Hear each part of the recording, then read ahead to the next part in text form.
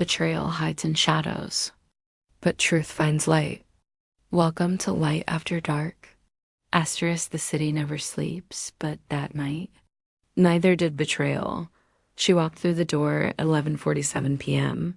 The smell of expensive perfume trailed behind her like a ghost. She kicked off her heels. She poured herself a drink, and she smiled at the man sitting on the couch, her husband of 6 years, as if nothing had happened, but everything had happened. Her name was Elena. His name was Victor. And the suitcase sitting by the bedroom door contained exactly two things: stolen gold and a lie wrapped in silk. Victor looked at his wife. He looked at the clock. He looked at the suitcase he had never seen before. And for the first time in their marriage, he said nothing, because sometimes silence is the loudest scream. Victor was not a foolish man. He was a patient one. For 3 months, he watched Elena come home later and later. He smelled the cigarettes on her breath she never smoked. He found the receipts from hotels he had never visited, but tonight was different. Tonight, she had accidentally brought home the wrong suitcase. You see, Elena had a lover, a man named Marco. Marco was handsome. Marco was dangerous. And Marco had just helped Elena steal 15 kilos of gold from Victor's own criminal partners, a crew of men who did not send warning letters. They sent bullets. Victor opened the suitcase at 1:23 a.m. Inside, he did not find clothes. He found gold bricks wrapped in black tape. He found a burner phone, and he found a handwritten note that said, "Meet me tomorrow. We run together." Victor closed the suitcase. He did not cry. He did not scream. He simply picked up his own phone and made one call, not to the police, to the devil himself. 3 hours later, the warehouse smelled like fear. Victor had invited his old business partners, a man named Dmitri and his silent shadow, Yuri. These were not men you invited to dinner. These were men who collected debts with broken fingers and final goodbyes.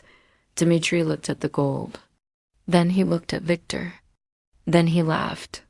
"You brought us here for your own wife's betrayal?" Dmitri said, lighting a cigarette. "Victor, you are either very brave or very stupid." Victor did not laugh. "She took from you," Victor said quietly, "and she gave the suitcase to her lover by accident. His name is Marco. He lives at 2218 Bellevue Apartments. Apartment 4B. Dmitri exhaled smoke. "And what do you want, Victor? Revenge? Money? Blood?" Victor stood up. His voice was ice. "I want to watch." Dmitri smiled. It was not a kind smile. "Then let's go for a walk." Marco was not a bad man. He was just a weak one. Weak men take what does not belong to them. Weak men believe they will never get caught. At 4:48 a.m. Marco was sleeping in the bed he had shared with Elena. He dreamed of beaches and gold, and a future without Victor's shadow. He woke up to a gun barrel touching his forehead. "Don't move," Yuri whispered. "Don't speak. Don't breathe wrong." Marco's eyes opened wide. He saw Dmitri standing by the window. He saw Victor standing in the doorway. And he saw the suitcase, the wrong suitcase, sitting exactly where he had left it. "Where's the gold, Marco?" Dmitri asked calmly. Marco's voice cracked. I don't know what you're talking about." Victor stepped forward. His face was empty. No anger, no sadness. Just nothing. "You slept with my wife," Victor said. "You stole from my partners. And you mixed up the suitcases like an amateur. So I will ask you once, where's the gold?" Marco pointed a shaking finger at the closet. "In the blue duffel bag. Please, please don't hurt me." Elena said we would run. "She said you would never find out?" Victor nodded slowly. Then he looked at Dmitri. "See?" Victor said, "Weak men always talk." Dmitri opened the closet. The blue duffel bag was full of gold. Every brick, every ounce, but Dmitri did not smile. Victor, Dmitri said, "There's one more problem." "What?" "Your wife is still breathing." Victor went home at dawn. The apartment was empty. Elena's clothes were gone. Her jewelry was gone. Even the photograph of their wedding day had been removed from the wall, leaving only a darker rectangle of paint dots she had run, but she had not run far enough. Victor found her at the bus station at 6:15 a.m. She was holding a small suitcase, the one she thought contained clothes. In reality, it contained nothing but dirty laundry and a broken dream. When she saw Victor walking toward her, she did not scream. She did not cry. She simply closed her eyes and whispered, "Please, just let me go." Victor stood in front of her. Rain soaked both of them. His voice was softer than she had ever heard. "You want to know the saddest part, Elena?" She opened her eyes. "I would have given you everything," Victor said. "Gold, houses, cars, children. You never had to steal. You never had to lie. You just had to be faithful." Elena's lip trembled. "Victor, I'm sorry." "No," he interrupted. "You're not sorry. You're just caught." Victor turned around and walked away. He did not look back. Behind him, 2 black cars pulled up to the bus station. Dmitri and Yuri stepped out. They did not approach Victor. They approached Elena.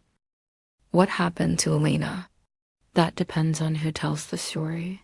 Some say Dmitri put her on a bus to nowhere. Some say she is still running. Some say she never made it past the city limits. Victor never asked. He went home. He poured himself a drink. He sat in the dark, and he realized something that broke him more than the betrayal ever could. He didn't miss her. He missed the idea of her. The person he thought she was, and that person had never existed. Asterisk. Here's the truth: the story does not change. Betrayal is not a mistake. It is a series of choices. Every text, every lie, every night spent in someone else's bed. Those are not accidents. Those are decisions, and decisions have consequences.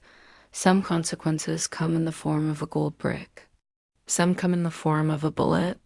And some come in the form of a man sitting alone in the dark, realizing that the person he loved most in the world was a stranger wearing a wedding ring. So before you cheat, before you lie, before you swap the wrong suitcase and think no one will notice, ask yourself one question: is the person I am betraying the person who would forgive me? Because forgiveness is not a guarantee, and neither is tomorrow. Betrayal has many faces. Learn the signs. Subscribe to Light After Dark for more real stories. Stay aware.